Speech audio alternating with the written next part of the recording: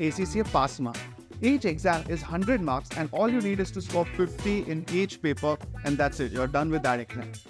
Next comes the passing rate.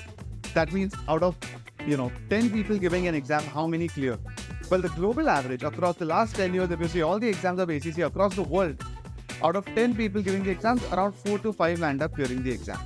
Of course, because we are a learning provider and we have an entire team of faculty members who are ACCA qualified and a team of people who work on content and helping you guys pass the exam. At Zell, out of 10 people giving the exam, we have 7 to 8 people clearing. So the global average is 40 to 50%. Zell is around 75 to 80%. So if you have any more questions, feel free. We are always here as an advocate, biggest advocate of ACCA in India. We have been able to push the boundaries of ACCA's recognition in India, the kind of jobs our students are getting, the kind of understanding that the industry gets about ACCA. We've tried to make sure that all of that helps all of us keep on moving ahead in our career, whether it's in India or overseas.